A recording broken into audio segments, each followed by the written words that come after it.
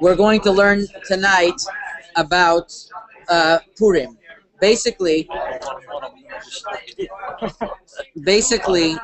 I wanted to cover 5 different subjects tonight. Number one, Ta'anit on Zain Be'adar, which is coming up. Number 2, we're going to discuss Parashat Zachor for ladies. We always have the same question. I want to clarify that. Number 3, the explanation of a recently found getting drunk on Purim. How do the Moroccan Chachamim look at it? Number 4, I'm going to discuss costumes and what the Moroccan Chachamim held about costumes. And number 5, we're going to start about the Megillah of Rabbi Yosef Nisas, and we're going to learn about it extensively also next week. Okay, so let's start already now. That there is a minhag brought down to fast on Zayin Be'adar. Now, where is this minhag brought down? Already the Rishonim bring down such a minhag, and what is interesting is that Rabbi Yosef Nisas in Mayim Chaim Chelek Aleph Siman Resh Pehe says the following: שאלת על תענית שיבה באדר שנהגו רוב קהילות המערב להתענות ובאיזה מקום נזכר התעניתה. Says the Mayim Chaim that it is pashut that the Rov Kehilat HaMa'arav, they would fast on Shiva Be'adar. Do you know people who do this? No, I don't know so many people who do this, but some people only the Chevra fast. By some people only the Chevra fast, but the Chevra Kadisha fast. But the truth is that I saw that many Sephardi Kehilot, the Sfaradim that is, I don't know, but the Sfaradim, which is in Tunisia and in all those places, they would fast on Shiva Be'adar. That's an important yediyah to know, because Nahagua Am also brings this down, Rabbi David Ovadia, that they would fast. And I found recently there's a sefer that I got hold of. See if it's on my stender over there in back of you. There's no sefer in back here. Then I need it. You have a sefer Zichron, a thin brown sefer. No. And there's a sefer they found recently from one of the Chachamim of Meknes. His name was Rav Yehuda Toledano. No, Rav Yehuda Toledano. Rav Yehuda Toledano was a grandson of Rabbi Moshe Toledano, Mechaber Sefer Shamayim Hadashim. Lived around 150 years ago. He has so many tremendous minhagim over there. I'm gonna modify my whole sefer according to him. He has so many new things. One thing, for example, that I just found recently is that he says that the minhag in Morocco was to make a borei nefashot, even if you didn't drink a full gulp in one shot, even if you drank little by little. Not only that, even if it would take more than kedei achilat pras, he has a safek. And a lot of very interesting chidushim he has over there.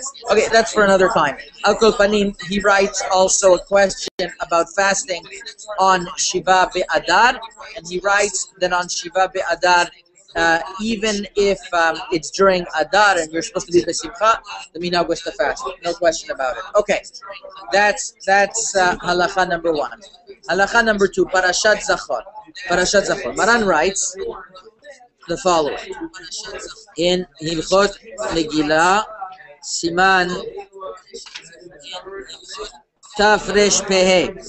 יש אומרים שפרשת זכור ופרשת פרה אדומה חייבים לקרוא מדאורייתא.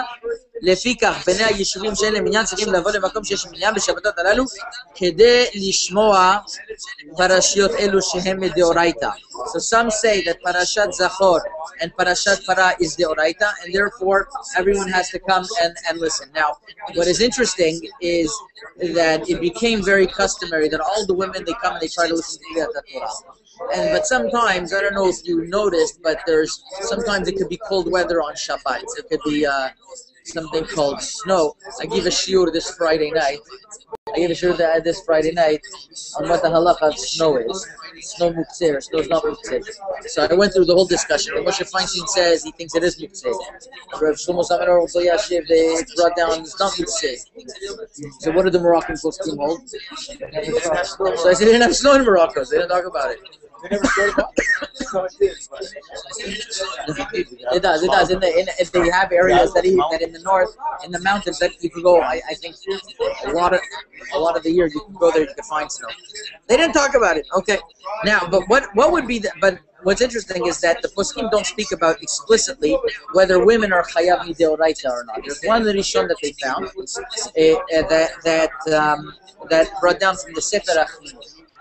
The Sefer HaChinuch writes that women are patur from this mitzvah of Parashat Zachor. Sefer HaChinuch writes that women are patur from Parashat Zachor. Why? Because women love b'nei milchama nimur. Right? They don't go out to fight. The whole mitzvah Parashat Zachor, because now the news with the Americans that they're going on the front lines. Yeah, but nashim love b'nei milchama nimur. Yeah, I know you're married. You think you get another. Watch it. We're being taped.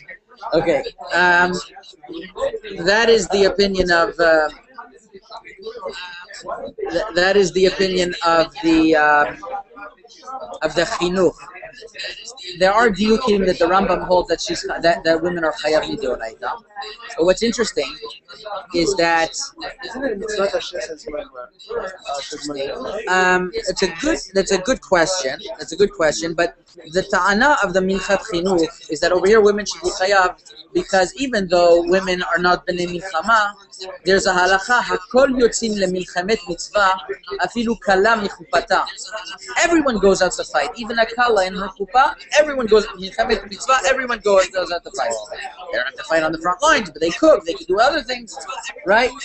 So women should be chayav midoraita. Nevertheless,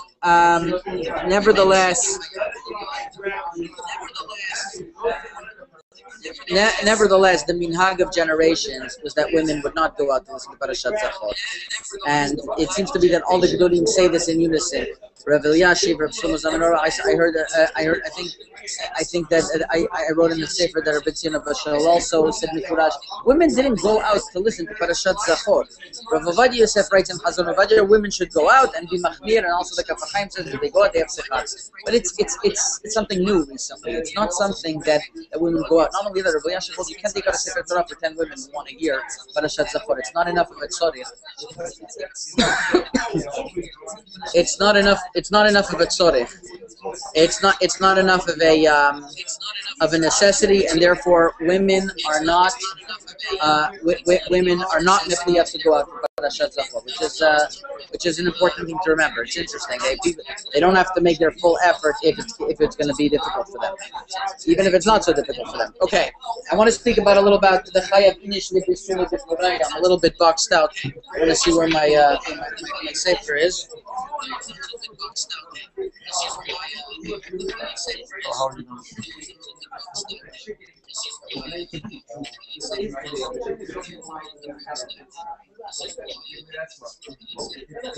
What is he taking the mission though?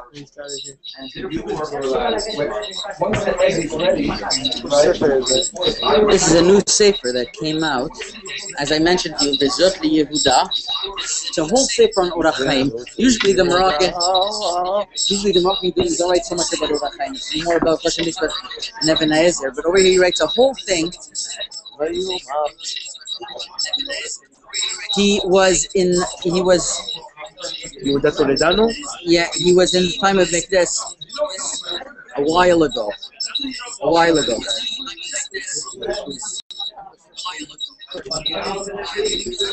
And he writes like this.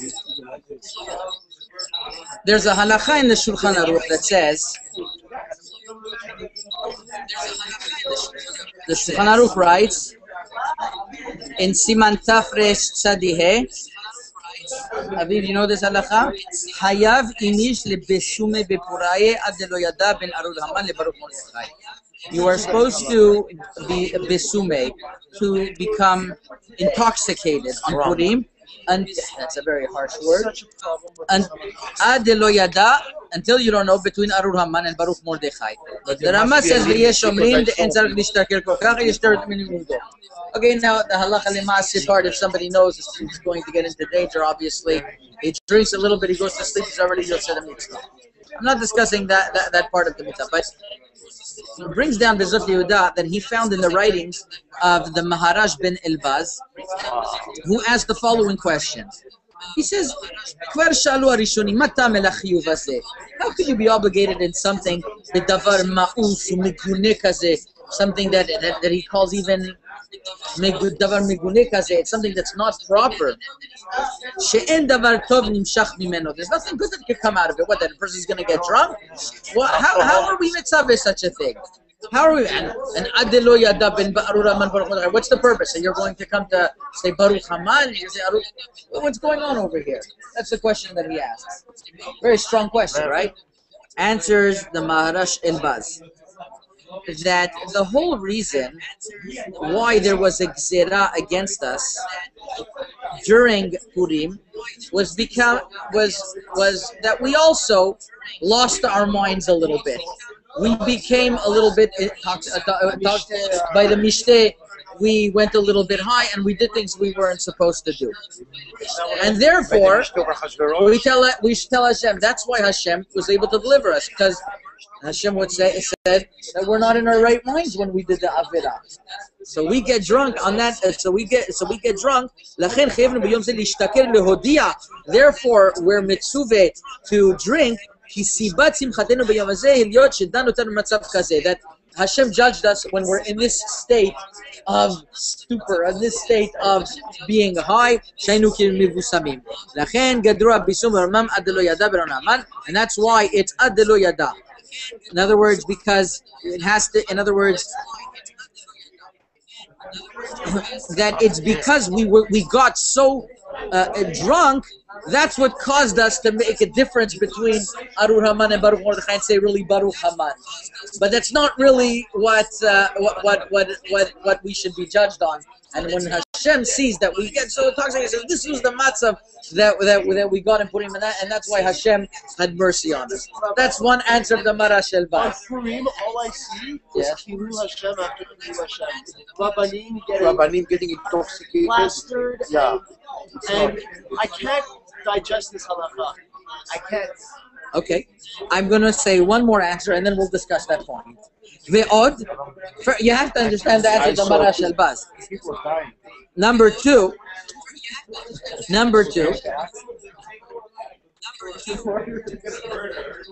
Haman was mapil pur, hua gorar lehumam le'abdam, and he made everything lehepech. In other words, Haman wanted to make sure that he would be Baruch and that Mordechai would be Arur. In other words, Haman, through the Goral, wanted to make all of the Mazal the opposite. So what we do is that we say that, listen, we can't say, so we say we want to make everything Nahapochu. Everything on Purim is Nahapoch. Everything on Purim is the opposite. So also when we get drunk and we say, so we can't say everything is the opposite, the way Hashem changes the Mazal. Therefore, when we get drunk and we say, Baruch Haman, as v'shalom, and Arur Mordechai, as v'shalom, so Hashem is going to change that judgment because everything is not proper. That's his two theories. That's his two answers. Now, to your question, Adam, is that getting drunk? Obviously, the Meiri writes, the Meiri when the Rishonim writes, is that look that we're not mitzuveh on Purim, on Divrei Holelut, to get drunk and to all types of dvarim and nivalim. What we're talking about is mitoch simcha. A person drinks yoter milimudo. He drinks more than what he's supposed to, and he gets to that high level that of tremendous simcha. And as he mentions two reasons over here, there are other reasons as well. There are other reasons that one of the more famous reasons. It's not that you are supposed to drink until you literally don't know the reason. But when you drink so much, that you can't already tell, you fulfilled the mitzvah. You drank enough.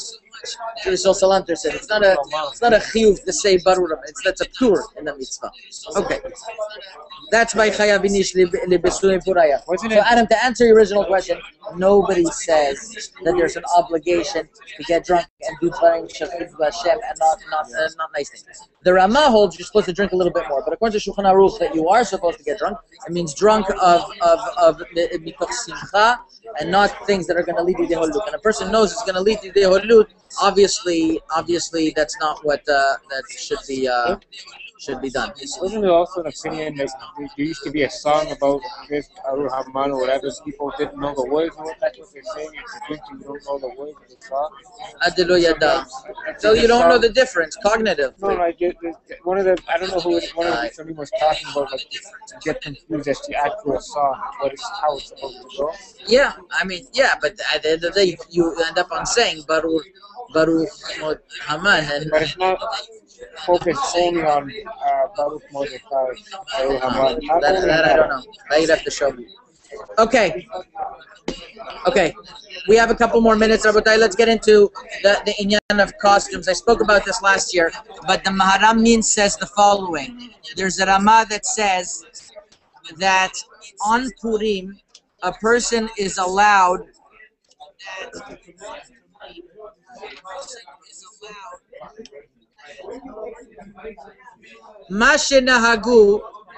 מה שנהגו ללבוש פרצופים בפורים, וגבר לובש שמלת אישה, ואישה כלי גבר, אין איסור בדבר, מאחר שאין מכוונים אלא לשמחה בעלמא. The very big chidush that the Rama says, that the minhag that men will wear women's clothing and women will wear men's clothing, says the Rama, it's allowed on Purim because they only have kavanah l'simcha be'alma. Now this is a very big chidush. Yeah, but that's a very big chidush of the Rama because really there's a deoraita of lo yilbash gever simlat isha.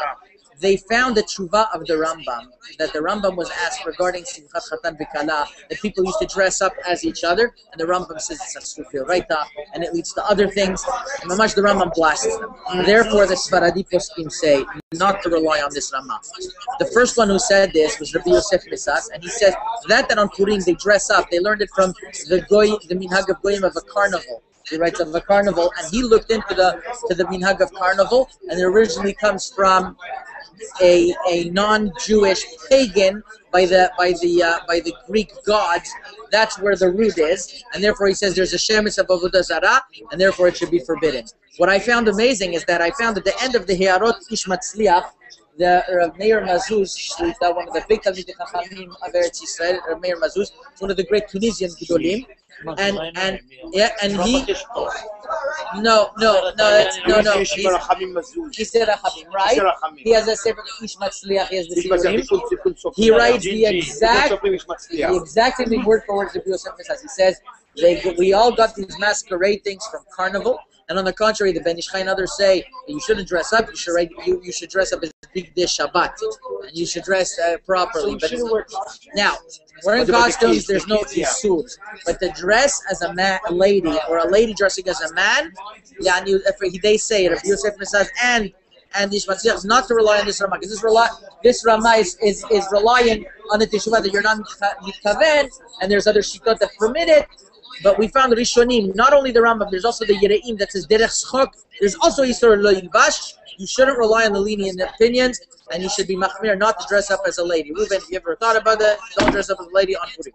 That would be halacha. Okay, last thing I want to discuss, and this is going to be our topic for next week, which is going to be, I got a very, very interesting Dvar Torah about somebody who visited in Haifa, wherever Rabbi Yosef Nisas has his writings, and Rabbi Yosef Nisas over there had the Megillah that he wrote. And there's many things we can learn from his Megillah. Rabbi Yosef Nisas, for those who don't know, was a very, very prolific writer. He had beautiful penmanship. He did beautiful penmanship.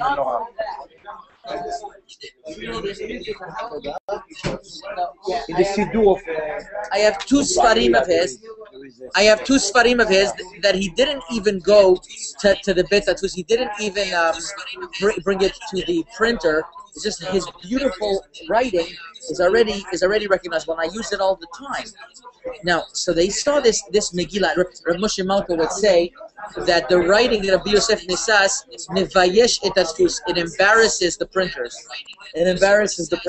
Wow. Now, this Megillah that he had, not only did he do all the writing, of course, there was beautiful drawings, Not only that, he did the cloth by himself.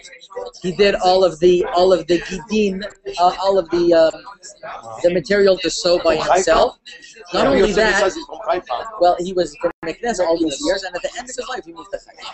And then he had a beautiful, beautiful silver casing that was adorned with all types of drawings. And when they asked his son, like, how did you do that? Where did you get this from? He said that my father was friendly with a how do you call them, a tzoref? How do you say a tzoref? A silversmith. And the silversmith said, "Teach me Torah." He said, "You teach me Torah." He was a Rebbe in Algeria at the same time, so I don't know where this was.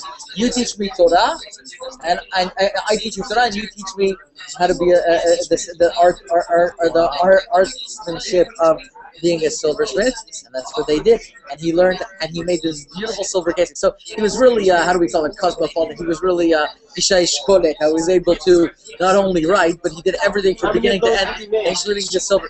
I don't know. So they have his. That it's a very beautiful Megillah. Now, oh, so that's the question. Shiurim. Let me just show you how this Shiur is. This is the picture of his Megillah. You see how it looks? Okay, let me show it to the camera over here.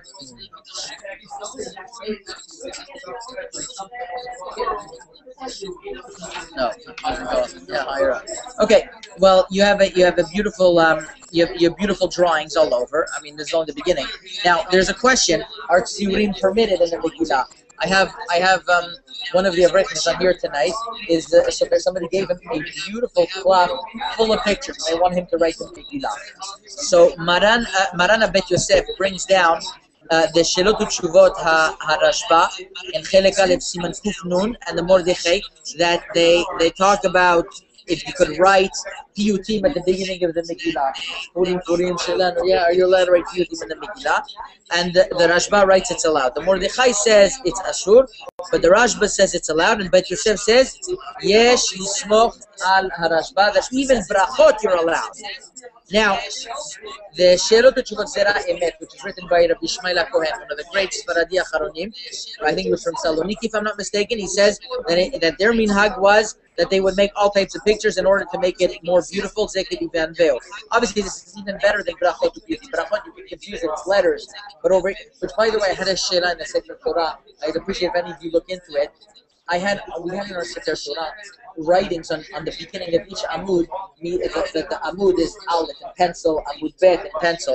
And I once heard from, in the name of Rabbi Yashiv, even pencil, since there could be a shita that says that it's writing, so it's like Bal Tosif on the Sefer Torah. So I spent a couple of hours erasing everything upstairs.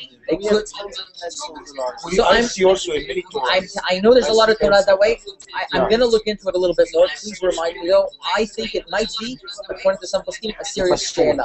A serious shayla, because I see it. Okay, no, Al-Kobad Megillah is much more lenient.